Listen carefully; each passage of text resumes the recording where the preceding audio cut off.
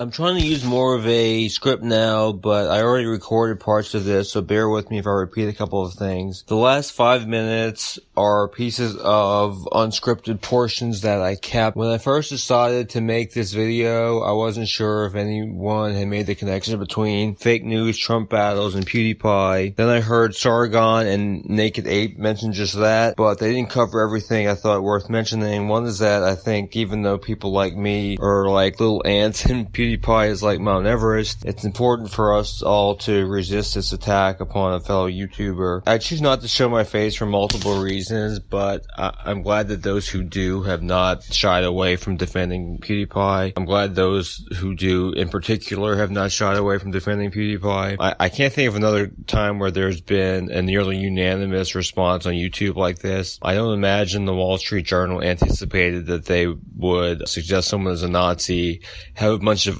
other outlets amplify this narrative, and then have most of YouTube defend that person, despite a lot of people being jealous of that person's success. Anyway, the detractors of mainstream media could not have asked for a better lesson for younger generations than for a popular figure among that group to come under attack like this. PewDiePie isn't just an obscenely popular channel, it's a guy with feelings who actually seems like a rather good-natured fellow named Felix, which I will call him for the remainder of this video. So I don't want to minimize the fact that this was a bad thing that happened to him, and despite all of his success, this kind of thing can still hurt. I was not a fan of his channel until now, and I'm sure a lot of the content still isn't for me, but in just watching a few videos, I find him engaging and easy to relate to. I also did not become a fan because I'm not a gamer. I've played a few video games, but I don't think that label really fits me. As with the Gamergate situation, I'm finding common cause with those who are gamers. Regardless of whether you find Felix likable or his content interesting, I hope this is something that provides a benefit going forward. It's not all roses and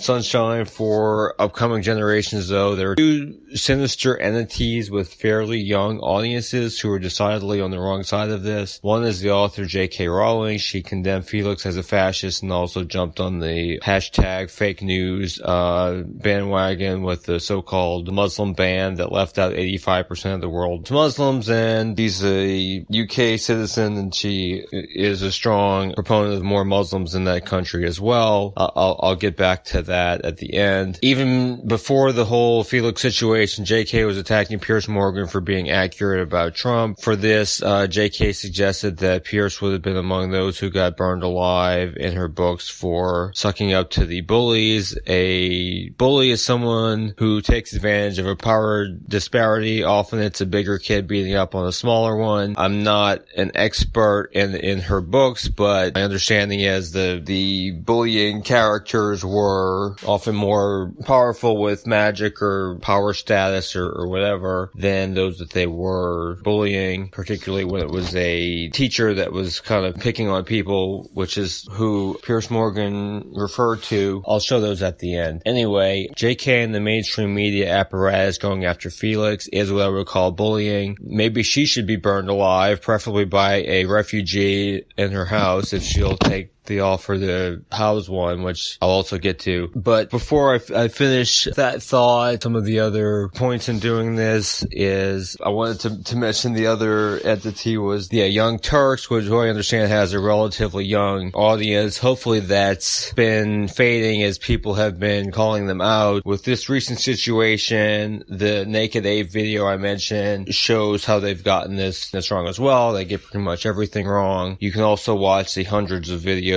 that Atheism-Is-Unstoppable, otherwise known as Devin Tracy, has put out. I don't want to devote any additional effort to that, though. There are enough videos out there about why the Young Turks is not worth watching. I did think at one point it mentioned more relevant things. It's always from a left-wing perspective, but at one point I thought it was at least mildly informative and entertaining, and now all I do is I look at the headlines, half the time I laugh at them, and I look forward to one of these other YouTube channels making fun of them, and that's about the only attention I think they're worth. But anyway, another person I wanted to mention was Milo Yiannopoulos, who you can also say has been bullied by leftist organizations, even though I don't think he tries to characterize it that way. Those organizations include many in the mainstream media. They deliberately minimize the violence on the other side and characterize him as just a troll. Provocative speech, particularly relating to politics, needs to be protected most of all. If it's not provocative, no one cares, and you don't really need free speech protections. Going back to Felix, he may be a millionaire for his online persona, but J.K. Rowling is a billionaire with a B. Mainstream legacy media has declined in recent years, but it's still a multi-billion-dollar industry.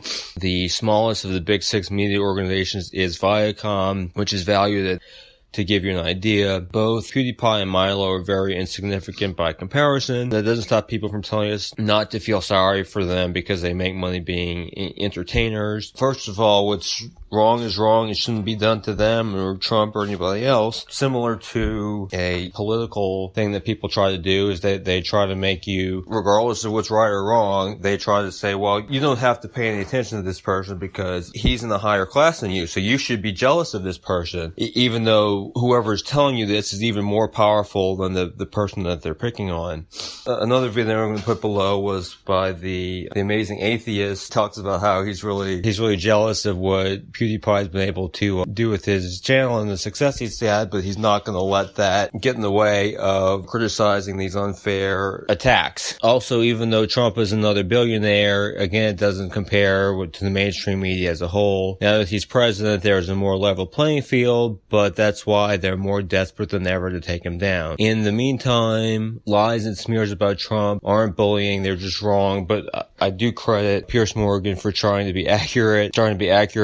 I never thought I'd say this, but maybe mainstream media news outlets should hire more people like him. Also, liberal celebrities are fans of the deep state now. The deep state now is laughable, but as long as it's anti-Trump, they're for it. And I've noticed certain libertarian has joined in on this as well. Anyway, I'm hoping young people also learn not to shy away from conflict and to try to take chances like Milo and Felix have done. It's not the end of the world if you get banned from Twitter, for instance. I would hope they aspire to something a little more intellectual than Milo or Felix have provided, but the important part is not to be scared of having a joke that misfires or even having people who want to make you into an enemy for how you express yourself. In many cases, the success and admiration you find will outweigh the negativity. As I've become an adult, I've realized that you just have to do your own thing. There are going to be people that aren't going to like you, and there are going to be people that aren't going to be fair to you, and you just have to deal with that,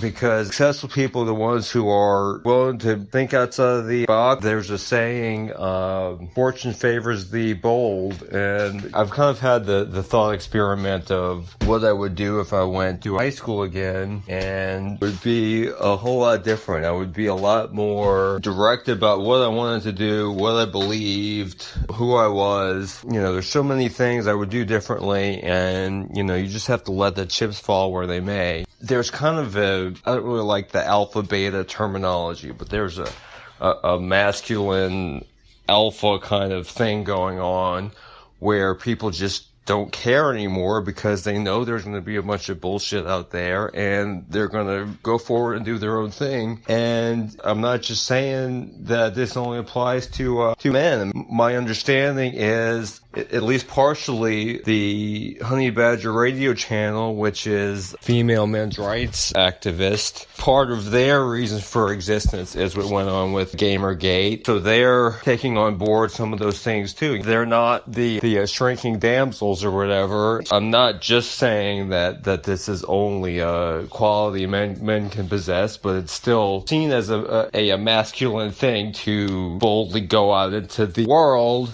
rather than being insular and keeping to yourself and so forth. Not that I don't understand those inclinations. I'm an introvert homebody type. I have a few friends that I care about, but it's not like I'm Mr. Popularity. I have gotten a lot bolder on social media, especially with this Trump stuff. Trump wasn't my favorite during the primaries, and I supported Ted Cruz until moments before he dropped out. I was never some adoring Trump fan, but obviously, probably, as you could probably guess by my avatar and some of the things Hillary said and some of the things Trump has said, like my little blurb on Twitter is a Trump quote. And I'm actually going to link the video I got this from. It's a Les Mis song, and they cut in a couple of Trump quotes, and this was one of them. "We will no longer surrender this country or its people to the false song of globalism. The nation state remains the true foundation for happiness and harmony." I also believe in a nation state. And just like I was saying about being personally bold and confident in dealing with others, that's how we should be as a nation. Okay, one other thing. I wanted to thank Bering for the advice about recording sound. As you could probably guess, I don't have a fancy microphone, but I would only do that if my channel got some more popularity. First of all, I would need to have more time to be able to devote to my channel to make more videos, but I would also need several more subscribers should justify paying a couple $100s on the microphone. I just use an app on my phone, and that's what you get for the time being. The other thing I thought was kind of funny was this is actually something Bering talked about that reminded me of it as well. Mike Cernovich has been kind of trolling people, I guess. It's kind of funny. I liked his suggestion that he was going to send a bunch of refugees to live in J.K. Rowling's various mansions in the UK, and I actually there were some related things that I posted on Twitter that Piers Morgan had. I actually got retweeted by Mike Cernovich about the Bill Maher Milo thing. He was calling out Jeremy Scahill for being a big pussy about it. So he's been an employee of Real Time with Bill Maher. He's been on the show probably dozens of times even since then. I'm pretty sure he's been on there at the same time as Ann Coulter's been on there, and she's much more extreme, I would say, than Milo is. They both have some mainstream conservative tendencies as far as war and whatnot. A couple loose ends I was reminded of when I saw the Bering video that I'll link below. I'll actually link both of them. I'll link the one about J.K. Rowling, and I'll link the one about setting up a channel. Or for anyone who just wants to improve their sound quality on their existing channel or future videos. That's pretty much what I wanted to